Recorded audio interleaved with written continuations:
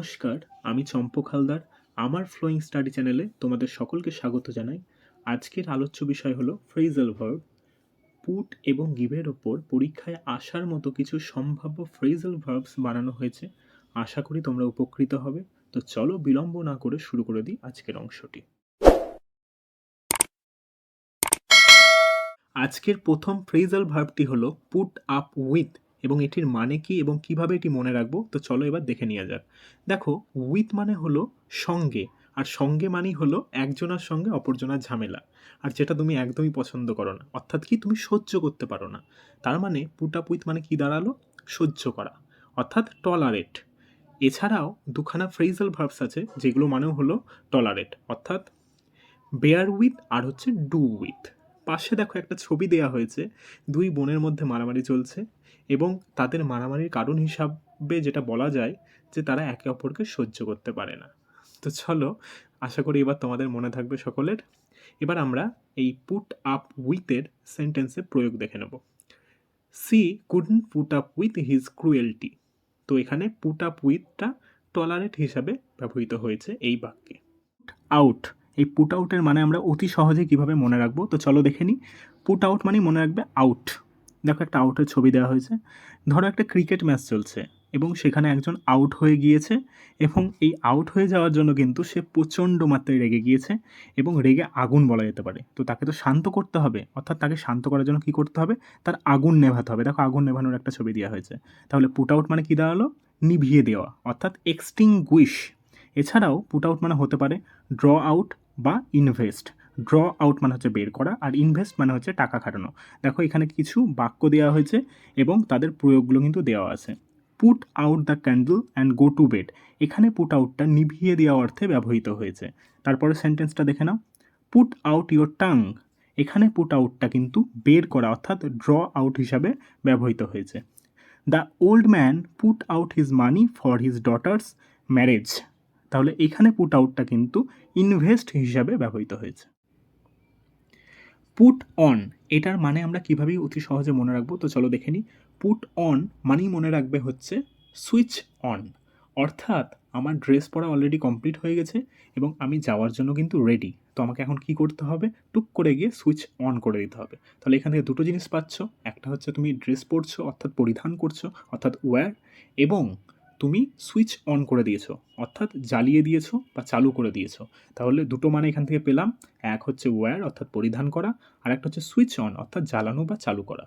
এবার তুমি যাওয়ার জন্য তো রেডি হয়েছো কোনো জায়গায়। তো তোমার যেখানে যাওয়ার কথা ছিল সেখানে না গিয়ে তুমি অন্য জায়গায় যাবে। তাহলে তুমি কি করছো? এখানে অভিনয় করছো, অর্থাৎ তুমি ভান করছো। তাহলে পুট অনের আরেকটা মানে হলো প্রিটেন্ড, অর্থাৎ ভান করা, অর শো, অর্থাৎ দেখানো। আরেকটা মানে হতে পারে produce a play or to stage, মানে হচ্ছে মঞ্চস্থ করা। এটাও কিন্তু পুট অনের আরেকটা মানে। তো চলো এবার এক্সাম্পলসগুলো দেখে নেব। Put on your dress and come out. তো এখানে পুট অনটা কিন্তু ওয়্যার, অর্থাৎ পরিধান করা হিসেবে ব্যবহৃত হয়েছে। তারপর the criminal puts on to be innocent. এখানে পুট অনটা কিন্তু ভান করা অর্থে ব্যবহৃত হয়েছে, অর্থাৎ প্রিটেন্ড। তারপরে putting a new play on. এখানে পুট অনটা কিন্তু মঞ্চস্থ করা হিসাবে কিন্তু ব্যবহৃত হয়েছে। তারপরে put on the light please. এখানে পুট অনটা কিন্তু সুইচ অন হিসাবে ব্যবহৃত হয়েছে। পুট অফ, এটার মানে আমরা অতি সহজে কী করে মনে রাখবো? দেখো, পুট অফ মানে মনে রাখবে অফ। পুট অন মানে কি পেয়েছিলে? আমরা যাওয়ার জন্য রেডি হয়ে গেছি ড্রেস পরে, এবার আমাদেরকে কী করতে হবে? সুইচ অন করতে হবে। আর এখানটায় কী করতে হবে? তোমাকে সুইচ অফ করতে হবে। সুইচ অন করেছিলাম কারণ কি আমাদের ড্রেস পরা কমপ্লিট হয়ে গেছিলো, আর এখানে সুইচ অফ করতে হবে কারণ কি আমাদের সমস্ত কিছু খুলে ফেলে দিতে হবে। অর্থাৎ পুট অফ মানে হচ্ছে টেক অফ আর রিমুভ, অর্থাৎ খুলে ফেলা। এবং অফ মনে রাখবে, অফ মনে রাখলে অর্থাৎ কি? বন্ধ করে দেওয়া, সমস্ত কিছু থেমে যাওয়া, এই অর্থে কিন্তু স্থগিত রাখা। অর্থাৎ অফ মানে তো বন্ধ, মানে একটা বন্ধের ব্যাপার চলে আসছে, তার মানে হচ্ছে পোস্টপন, অর্থাৎ স্থগিত রাখা। তাহলে পুট অফের আরেকটা মানে হলো পোস্টপন করে দেওয়া। এছাড়াও হতে পারে অ্যাভয়েড, হতে পারে ডিসকারেজ, হতে পারে, এগুলো হতে পারে। তো চলো এবার সেন্টেন্সে প্রয়োগ দেখে নেব। Put off your shoes. এখানে পুট অফটা কিন্তু সেন্টেন্সে টেক অফ আর রিমুভ হিসাবে ব্যবহৃত হয়েছে। 2 নম্বর সেন্টেন্স দেখে নাও। Don't put off anything that you can do today. এখানে পুট অফটা কিন্তু সেন্টেন্সে তোমার বন্ধ করে দেওয়া বা পোস্টপন হিসাবে কিন্তু ব্যবহৃত হয়েছে। বাই, এটার মানে আমরা কিভাবে মনে রাখবো? পুট বাই মানে মনে রাখবে শুধু বাই, অর্থাৎ বাই, BUY, বাই মানে আমরা কোনো কিছু কিনবো না, অর্থাৎ কারণ কি আমাদের না কেনার কারণ? কারণ আমাদেরকে সঞ্চয় করতে হবে, অর্থাৎ সেভ করতে হবে। তাহলে পুট বাই মানে হয়ে গেল কি? সেভ করা, অর্থাৎ প্রিজার্ভ করা, অর্থাৎ সেট অ্যাসাইড, লে অ্যাসাইড সবগুলো মানে কিন্তু সঞ্চয় করা বা সেভ করা। একটা এক্সাম্পল দেখে নাও, put by some money against evil days. Put in এটার মানে আমরা অতি সহজে কিভাবে মনে রাখবো? তো চলো দেখে নিই।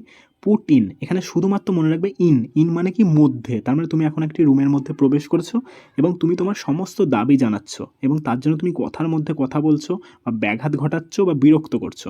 তাহলে এখানে পুট ইন মানে দুখানা দাঁড়ালো, একটা হচ্ছে ক্লেম করা অর্থাৎ দাবি করা, একটা হচ্ছে ইন্টারাপ্ট করা অর্থাৎ কথার মধ্যে কথা বলা বা ব্যাঘাত ঘটানো। এখানে একটা ছবি দেওয়া হয়েছে, দেখো ওখান থেকে তোমাদের আরও পরিষ্কার হয়ে যাবে। এবার চলো উদাহরণগুলো দেখে নেব। He has put in a claim for compensation. তাহলে এখানে পুট ইনটা কিন্তু দাবি করা অর্থাৎ ক্লেম করা অর্থে ব্যবহৃত হয়েছে।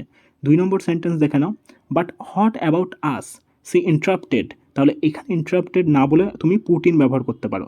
তাহলে এখানটায় কিন্তু কথার মধ্যে কথা বলা বা ব্যাঘাত ঘটানো এরকম অর্থে কিন্তু, অর্থাৎ একটা বিঘ্ন ঘটানো এইরকম অর্থে কিন্তু এই সেন্টেন্সের মধ্যে প্রয়োগ হয়েছে। সাইড এটার মানে আমরা অতি সহজে কীভাবে মনে রাখবো? তার জন্য শুধু মনে রাখবে side. Side please, side please, সরে যাও, সরে যাও, সরিয়ে রাখো, সরিয়ে রাখো। তার মানে পুট আসাইড মানে হচ্ছে সরিয়ে রাখা, অর্থাৎ কিপ আসাইড। এবার আমরা সেন্টেন্সের প্রয়োগ দেখে নেব। Father puts aside on portion of his savings for my sister's marriage. তাহলে এখানে কিন্তু পুট আসাইডটা কিপ আসাইড অর্থাৎ সরিয়ে রাখা অর্থে কিন্তু ব্যবহৃত হয়েছে। এবার দেখে নাও পুট আওয়ে। পুট আওয়ে মানেটা কি? এবার কিভাবে বুঝবো আমরা?